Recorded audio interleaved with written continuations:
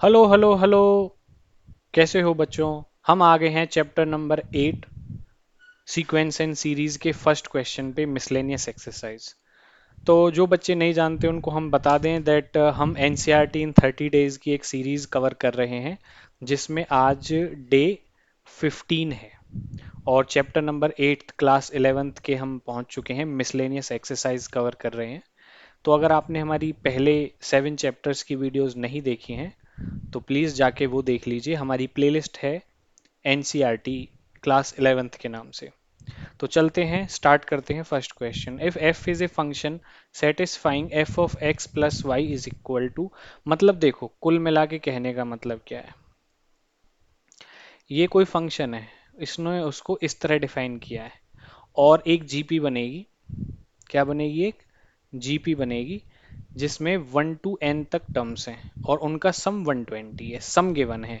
तो पहले देखो एक सीरीज बनाने की कोशिश करते हैं कि क्या सीरीज बनेगी।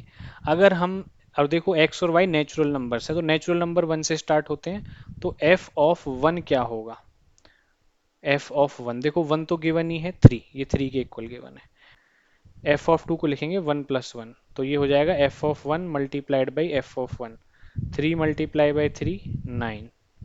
एफ ऑफ 3 को कैसे लिख सकते हैं? F of 2+1। एफ ऑफ 2+1 को f of 2 multiply by f of 1 लिख सकते हैं। क्वेश्चन में डिफाइन किया है उसने ऐसे कि f of x plus y को f of x multiply by f of y लिखना है। एफ ऑफ 2 की वैल्यू कितनी है? 9। एफ ऑफ 1 की वैल्यू है 327। तो इतना करने के बाद आपको एक आइडिया आ गया होगा कि जो ये सीक्वेंस बन रहा है 3, 9, 27, अगला क्या बनेगा? 3 से मल्टीप्लाई हो रहा है 81। तो इसमें आर क्या आ गया? Succeeding term divide by preceding term, that is 3।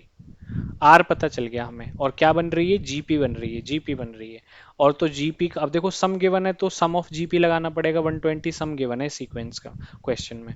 तो सम क्या हो जाएगा? Sum of n terms, a multiply by r raise to power N minus one divided by r minus one. A first term होती है, are common ratio होता है, N number of terms होते हैं। एस एन 120 है तो 120 is equals to 120 equals to क्या हो गया? ए। फर्स्ट टर्म तो हमने निकाल ली, 3 है, 3। आर क्या है? कॉमन रेशियो, ये भी 3 है, तो 3 raise to power N minus one divided by 3 minus one कर देंगे तो 2 आ जाएगा। 3 से 120 40 टाइम कैंसिल और 2 राइट हैंड साइड में जाएगा तो 80। 3 raise to power N minus one right hand side में जाएगा तो मैं इसको ऐसे लिख सकता हूँ, 3 raise to power n 80 plus one 81। तो 81 3 रेज टू पावर 6 होता है, 3 3 इज 9, 3 रेज टू पावर 4 होता है। 3 raise to power 9 is equal to 3 raise to power 4। Base same है तो power n is equal to 4 answer आ गया आपका। n की वैल्यू ही इसमें हमें फाइंड आउट करनी थी। चलते हैं नेक्स्ट क्वेश्चन पे। The sum of sum terms of GP is 315 whose first and common ratio are. देखो फर्स्ट टर्म गिवन है 5, कॉमन रेशियो गिवन है 2। मान के चलो n टर्म्स का सम दे रखा है आपको 315। सम ऑफ n टर्म्स का फॉर्मूला क्या होता है? a r raise to power N minus one divided by r minus one is equal to 315। A की वैल्यू 5 पुट कर दो, आर की वैल्यू 2 पुट कर दो, एन की वैल्यू निकाल लेते हैं पहले। 2 माइनस वन करेंगे 1 आएगा नीचे, 315। अब 5 राइट हैंड साइड में चला जाएगा, है ना?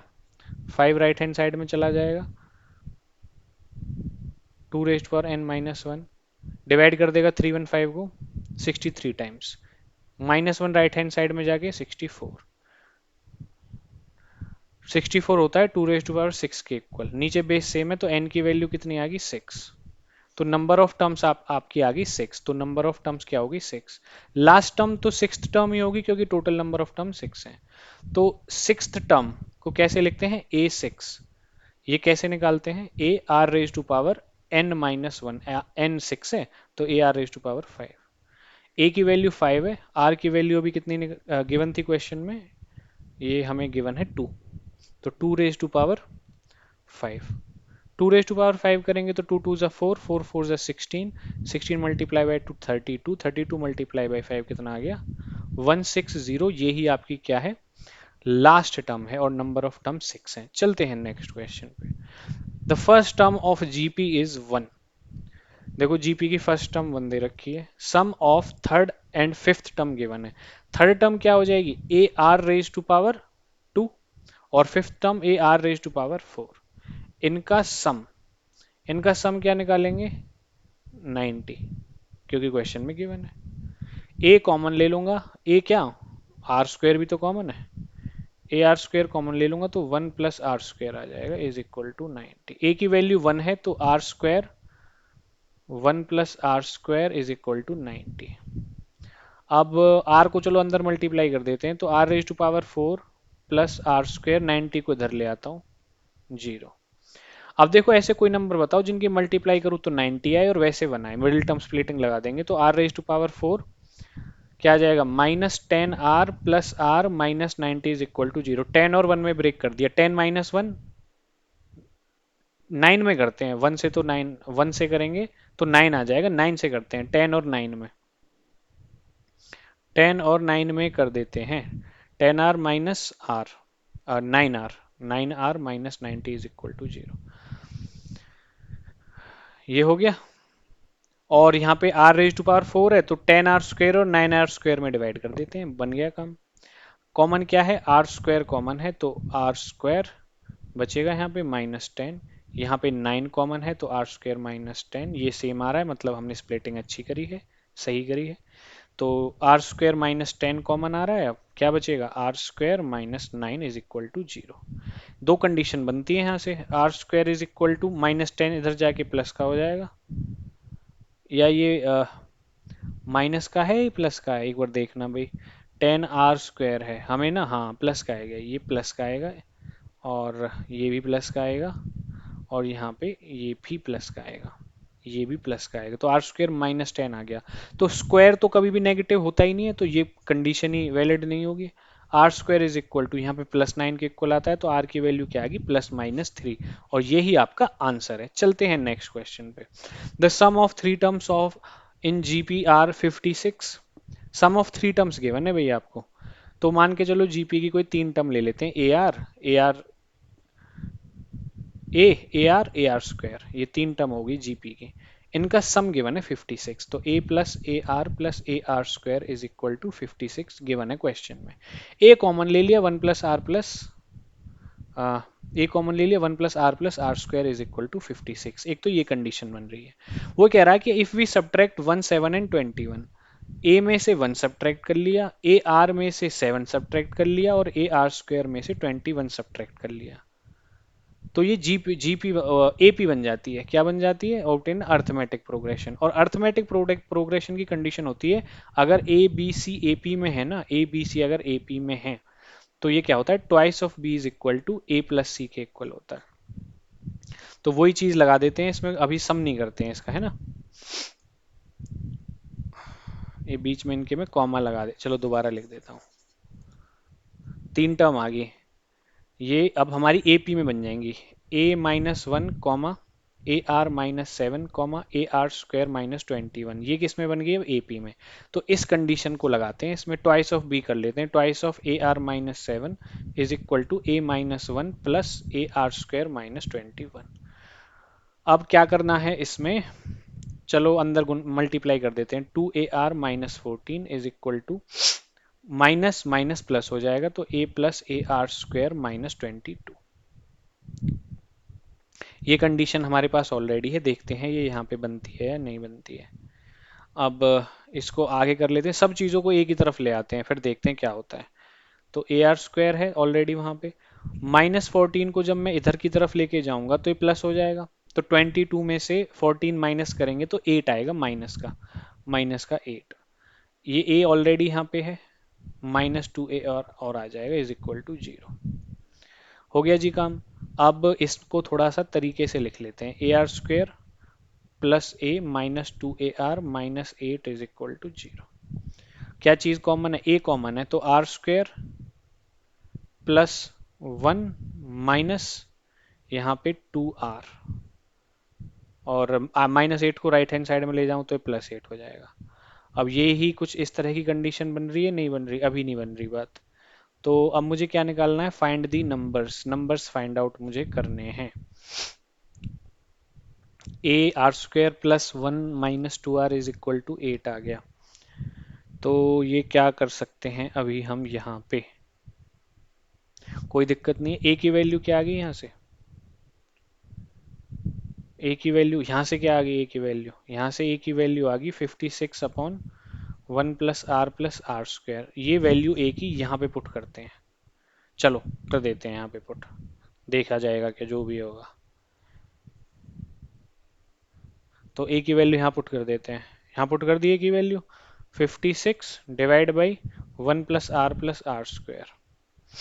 यहाँ पे क्या है, r² - 2r+1 is equal to 8। 8 1 जा 8, 8 7 जा, क्लियर जी। अब कंडीशन क्या बन के आ गई मेरे पास, कंडीशन आ गई मेरे पास, ये किसका स्क्वायर है भाई, स्क्वायर भी लिख सकते हो पर अभी क्रॉस मल्टीप्लाई करना पड़ेगा तो मैं ऐसे ही लिख रहा हूँ, अभी क्रॉस मल्टीप्लाई करना पड़ेगा तो मैं ऐसे ही लिख रहा हूँ। r² - 2r+1 नीचे r² + r+1, ठीक है जी। ए कॉमन लिया था 1 प्लस, हाँ जी। राइट हैंड साइड में क्या आएगा, अब ये 7 है ना, 7 राइट हैंड साइड में जाके 1/7 हो जाएगा, क्रॉस मल्टीप्लाई कर लो। 7r² - 14r+7 is equal to r² + r+1, ठीक है जी। अब यहाँ से देखो ये r² है, ये भी r² है, ये इधर आएगा तो माइनस का हो जाएगा, 7r² में से एक r² गया तो 6r²। ये r है माइनस का, इधर आके माइनस हो जाएगा तो -15r। ये 7 इधर जाके माइनस हो जाएगा, एक हो जाएगा +6 इज इक्वल टू 0। ये सिचुएशन हमारी बन रही है। तो कोई ऐसे दो नंबर फाइंड आउट करने हैं जिनकी मल्टीप्लाई करें तो 36 आए और वैसे 15 आए। तो है कोई ऐसे नंबर, देखते हैं निकाल के। मल्टीप्लाई करें तो 36, वैसे 15, तो 3 3 जा 9, 2 जा 18, 18 और 2 हो सकता है, नहीं हो सकता। 12 और 3 बिल्कुल हो जाएगा, 12 और 3 से काम बन जाएगा हमारा। तो 6r² - 12r - 3r+6 is equal to 0। Common क्या आ रहा है, इसमें आ रहा है 6r कॉमन, तो r - 2, यहाँ पे क्या कॉमन आ रहा है -3, तो r - 2 is equal to 0। Middle term splitting, r - 2 common आया, यहाँ पे क्या बचा 6r - 3 इज इक्वल टू 0। तो दो कंडीशन बन जाएंगी, एक तो r की वैल्यू आएगी 2 और एक r की वैल्यू आएगी -3/6 विच इज इक्वल टू -1/2। नहीं, ये माइनस है प्लस का हो जाएगा जरा कि, तो +1/2, ये दो कंडीशंस आ जाएंगी।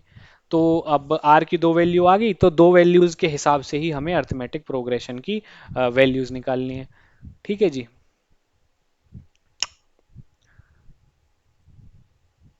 अब देखो r की वैल्यू इसमें पुट करते हैं, यहाँ पे पहले 2 पुट करते हैं, r की वैल्यू पहले 2 पुट करते हैं, आगे एक पेज ऐड करना ही पड़ेगा। a1 + r+r² is equal to 56 है, r की दो वैल्यूज आई हैं, एक तो 2 आई है, एक 1/2 आई है। यहाँ पे अगर r की वैल्यू 2 पुट करते हैं तो क्या आएगा अभी देख लेते हैं। 1 + 2 + 2 का स्क्वायर इज इक्वल टू 56।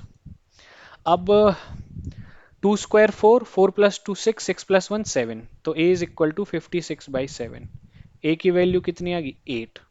तो इसके हिसाब से टर्म्स कितनी आ जाएंगी, टर्म्स पहली टर्म 8, सेकेंड टर्म 8 × 2 16, दूसरी टर्म 24।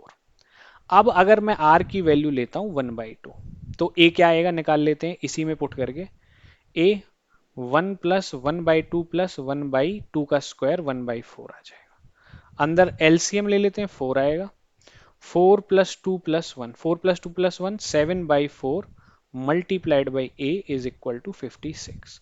7/4 राइट हैंड साइड में जाएगा तो 4/7, 7 8 जा 22। a की वैल्यू कितनी आ गई 32। 32 फर्स्ट टर्म है, r 1/2 है, 1/2 से मल्टीप्लाई करेंगे कितना आएगा 16, फिर 1/2 से 8, फिर 4। अगर फर्स्ट थ्री टर्म्स निकालनी है तो 32, 16 और 8, अगर हम r की वैल्यू 1/2 लेते हैं, r की वैल्यू अगर 2 लेते हैं तो ये वैल्यूज हो जाएंगी 8, 16 एंड 24, वरना ये हो जाएंगे।